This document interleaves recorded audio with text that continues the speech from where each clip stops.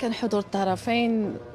المهم حاجه وحده اللي كنقول زعما كنتمنى ان القانون ديالنا يعيد النظر في هذا الشيء. يعني الام ملي كتكون ولادها عايشين في واحد النيفو، ملي تطلق يضمنوا لها الحقوق ديال دوك الولاد، ماشي كندخلوا في دار كنخرجوا خاسرين كل شيء. حاجه واحده اخرى نقول لكم نعاودها لكم، ما تزوجوش شي واحد والديه ما بغاوكمش. دوزي شحال ما دوزتي عامين، انا 10 سنين ديال الزواج وخرجت. انا بنتي نهار غتزوج غيمشيو يخطبوها من با ولا يخطبوها من عندي ولا من عند من ولا من عند شكون ولا هادشي حتى واحد ما كيبغيه.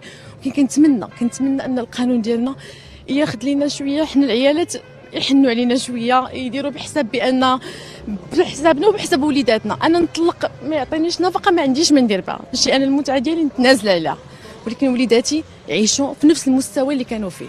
بغيت ناخذ وليداتي فين غنديهم؟ قراو في اونغلوفون، فين اش من نخرجهم من مدرسه اونغلوفون ونديهم مدرسه الدوله؟ نحارب ولكن نخرج على ولادي ما يمكنليش نخرج انا على ولادي كيقراو اونغلوفون، ما غاديش نديهم مدرسه حكوميه. شنو غيديروا؟ غيعاودوا من الاول؟ مستحيل. كنتمنى من وزير العدل يدير لينا حل، حيت انا الا 500 درهم تخرج عليا المحكمه، انا 500 درهم ما غادي دير لولادي والو، حتى الكوته ديالهم ما غادي دير لهم والو. عندي 3 د الولاد والمحكمه غتعطيني 700 درهم على كل